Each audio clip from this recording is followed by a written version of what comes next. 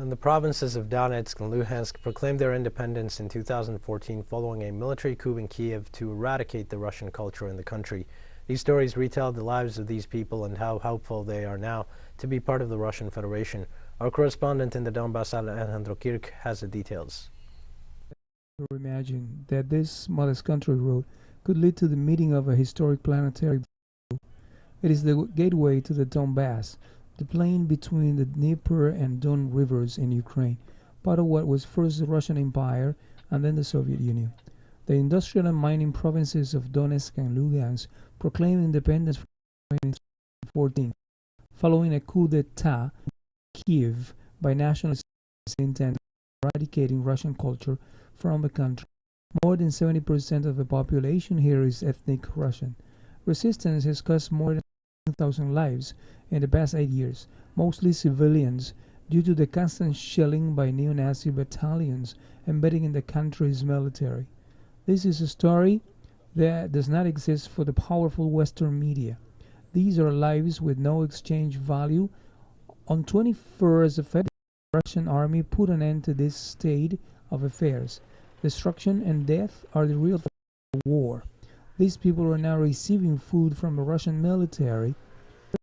On this destroyed street in the village of Volonovya, we have now a destroyed hospital made famous by the Western narrative as evidence of Russian barbarism.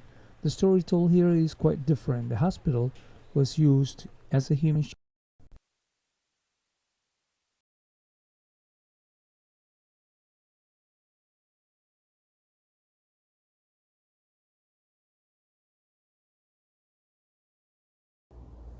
On the 24th, when this Armageddon started, we had 270 patients in the hospital. We came to work on the 24th and practically stayed at work for 18 days providing medical care, day and night to our patients and to those in need. During this, let's say, Armageddon, to say we have 6 deliveries. We've delivered 6 babies. We've had stroke patients, trauma patients, infant patients. We have assisted injured surgical patients, therapeutic patients, those who have had heart attacks. We had the Ukrainian military here. I argued that the Hague and Geneva Conventions apply here. I asked the military to stay away from the hospital. They said no. This is war. Here there were tanks on the ground, and behind the grounds there were guns and missiles. Well, here we're to see where it takes us.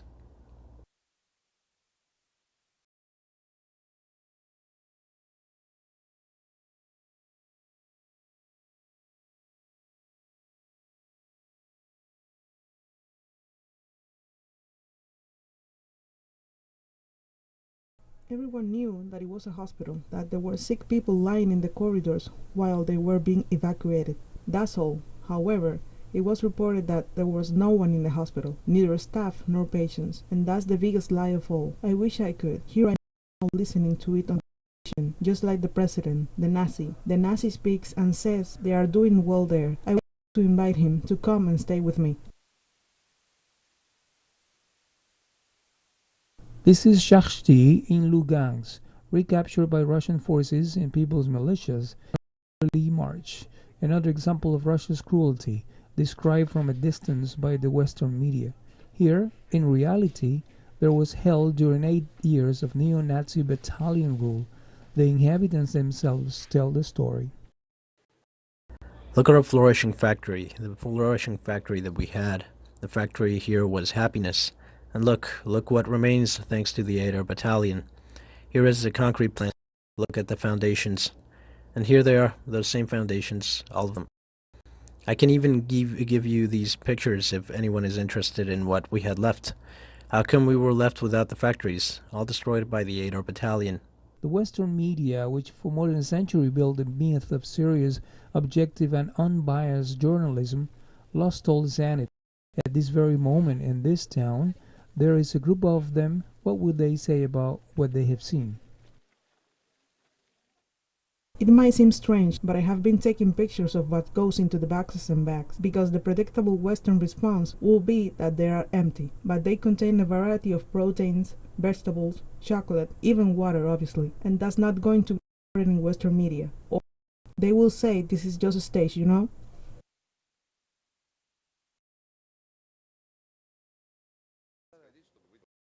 In front of the government palace in Lugansk, A monument commemorates two local journalists killed by Ukrainian forces in 2014.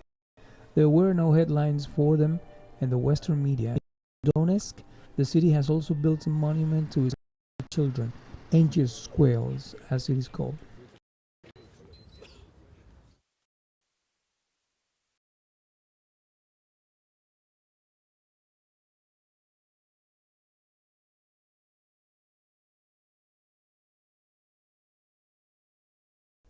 We now stand on an improvised promenade of angels, with a plaque engraved with the names of all the children who died in the armed coup in Kiev in 2014, after which the Donetsk Republic was shelled by Ukrainian troops killing those children. The figure so far stands at 91 children under the age of 18. The Ukrainian army attacked residential areas, parks, schools, and many places. In particular, I can tell you about several cases of children who were just playing.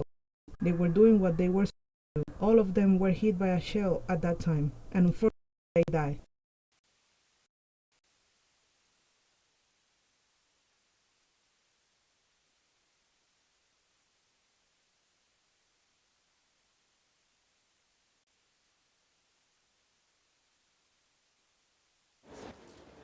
After the end of the conflicts, leaders of these two republics hope to join the Russian Federation.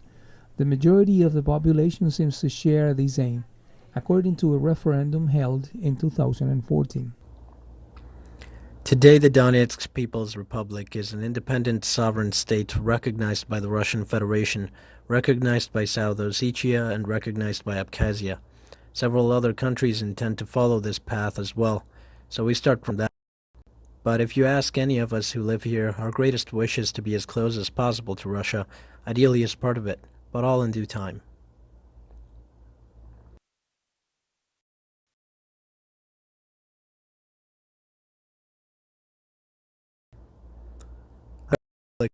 Unequivocally is part of the Russian Federation. I believe that the future of the Republic will definitely be happy and prosperous. We will do everything possible for this. We have all the resources to do so.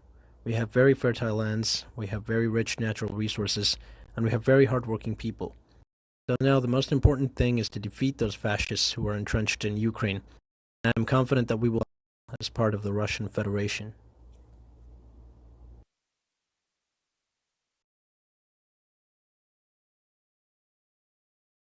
In Donetsk was hit by a Ukrainian shell in recent days. There were no students inside, but the effect is obvious. This soldier found a piano in the school stairwell.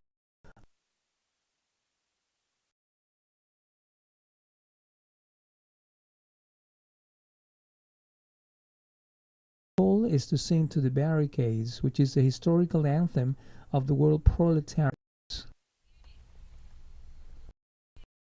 We have more news